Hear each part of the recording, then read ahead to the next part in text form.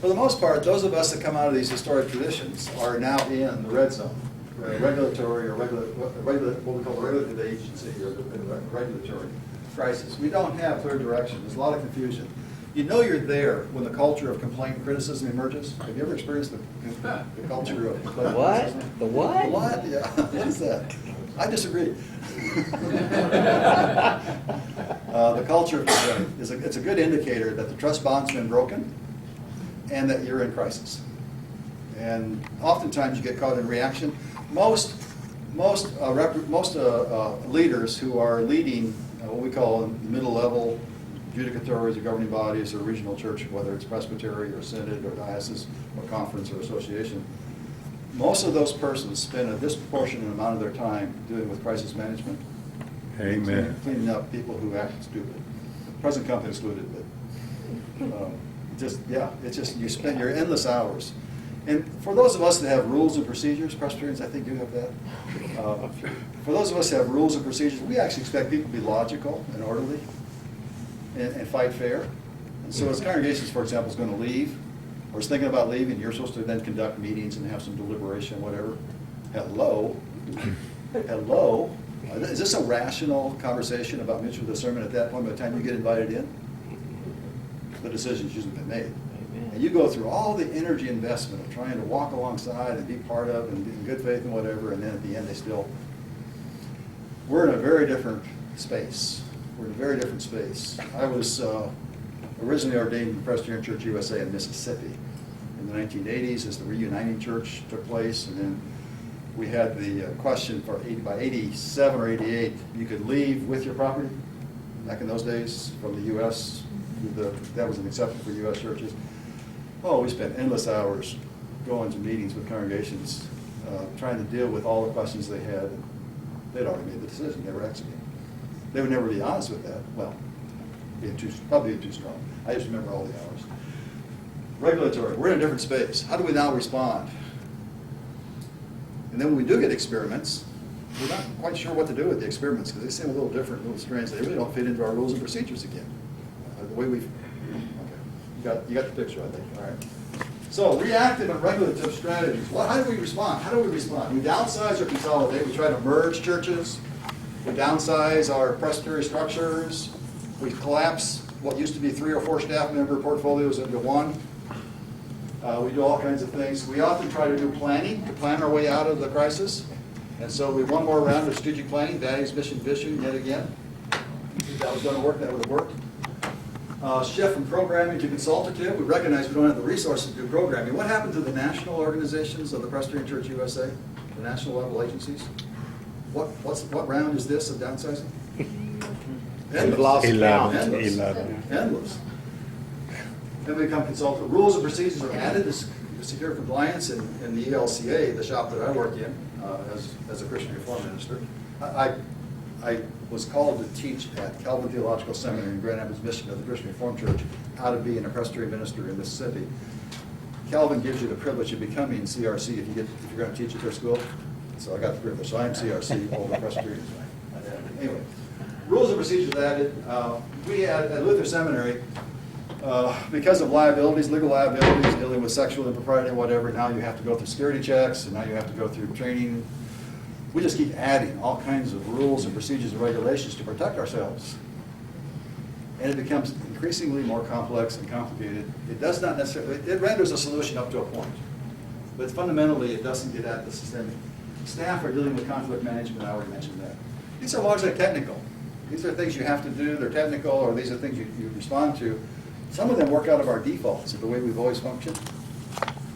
And the question is, if that was going to get us out of the box of the problem, it would have already most likely worked. And so, let's think about technical. This is language now that comes from places like Harvard Business School with Ron Heifetz and Marty Linsky. The distinction between leadership on the line, the distinction between, or leadership without easy answers, those 2 words. The distinction between technical and adaptive. And so I just want to play with those words just for a few moments in relationship to thinking about this. Technical, the problem is clear. You can name the problem. You know what it is that you have to deal with. The known methods are available to solve it. We got the problem, and we know we have the tools, and so we know how to solve it. So the expertise then are those who have the responsibility. We hired you to, pastor, we hired you to do this. This is your job. And you say, yes, I have the knowledge and I have the skills and I can go do that. And basic approach then is used typically a planning model, some kind of a planning orientation. That's technical. We do that all the time. I teach classes at Luther Seminary. Every time a new semester comes up, I have to go back into my syllabus and update it and reframe it and add to bibliography. I'm basically functioning out of expertise in known subject matter with a known problem that needs to be solved in terms of upgrading. You know what's happening in the midst of that, though, we'll talk about it in a moment. Underneath that, the student body and their whole approach to education is shifting dramatically. And so there's some adaptive stuff underneath that on the surface you don't always see as I go through all my technical. I'll come back to that. So what have we got here with technical? Oftentimes our approach is strategic planning. Now, as a consultant, I'll just go into a little confession here for a moment. As a person who's been consulting with congregations and judicatories for 30 plus years, 25 plus of those years, I basically did strategic planning. If you have a need for strategic planning, I'm your guy. I can help you do it. I got that one down. I really do. I got notebooks, I got processes, I got facilitation skills, I got a portfolio of all kinds of examples. The problem is the world shifted. The world shifted. And that doesn't work anymore. I could recognize by the late 90s and early 2000s that I was stuck.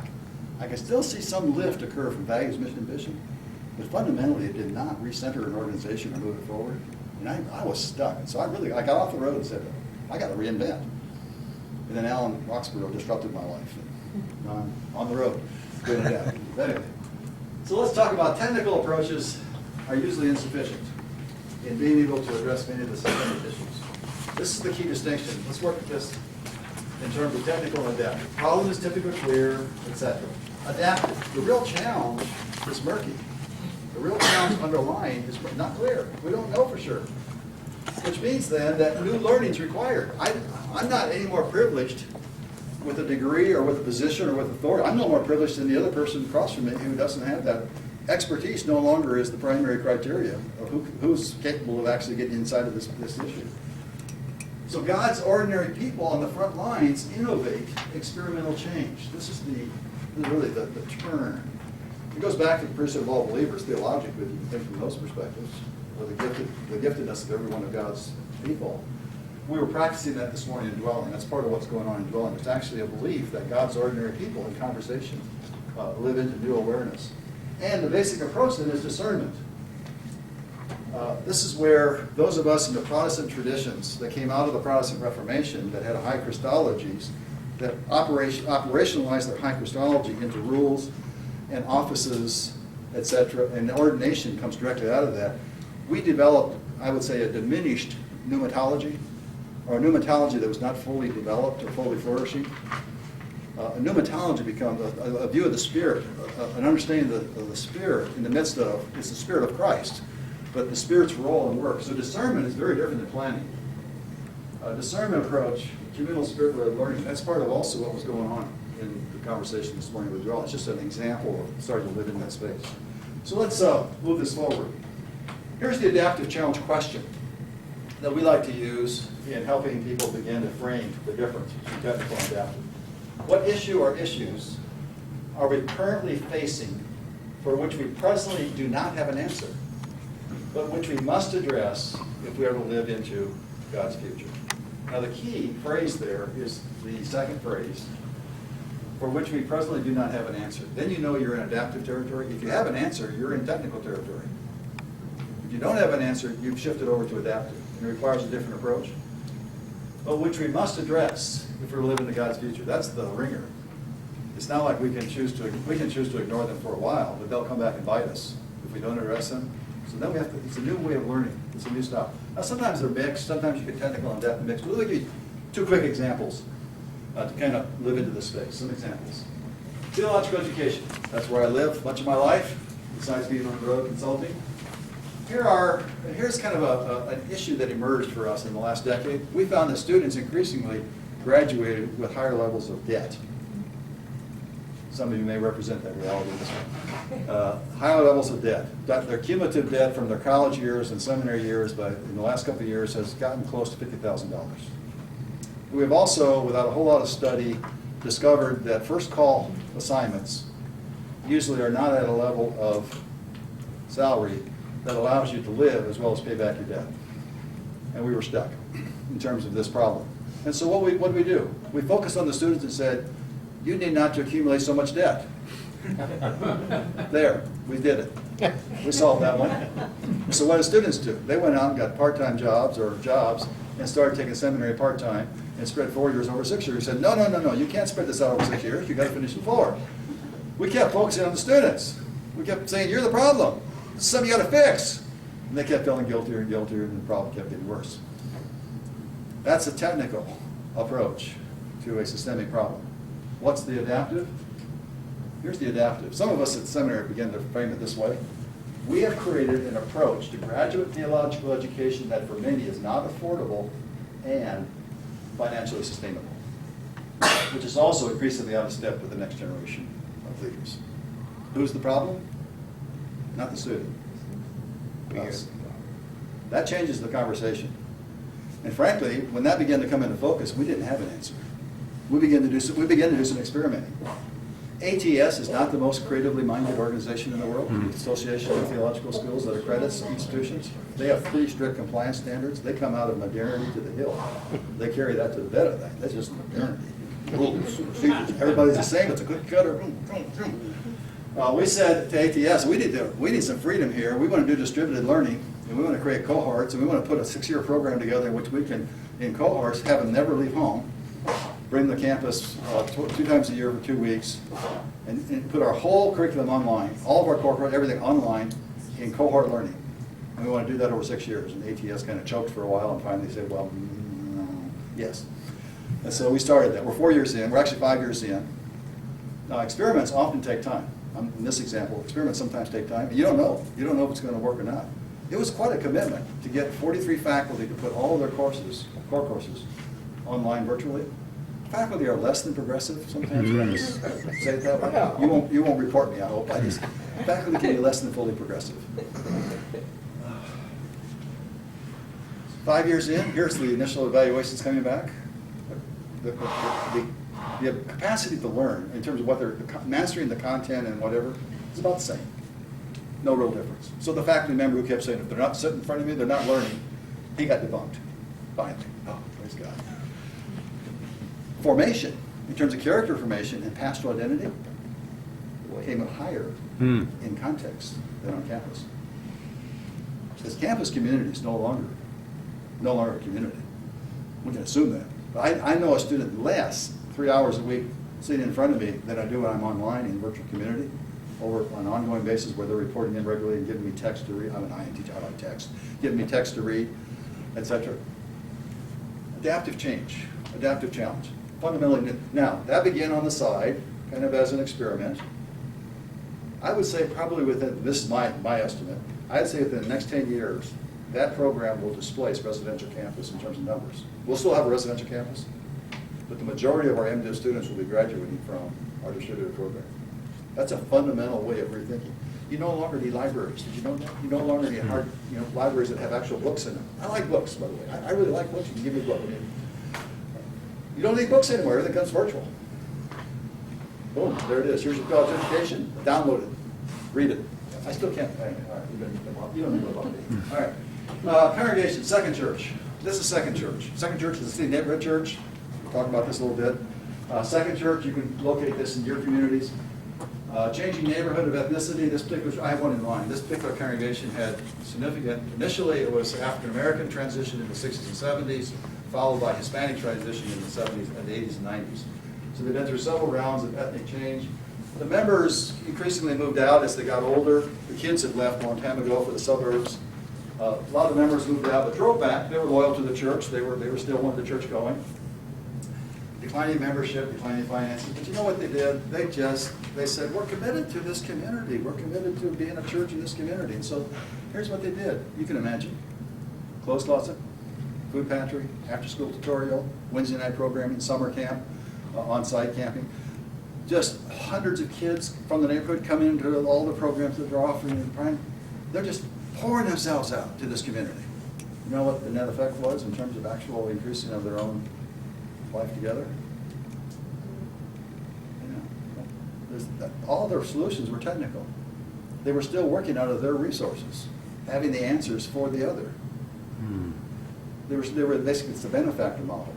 We still have control, and we know how to program. Here's the magic word. You know you're in trouble.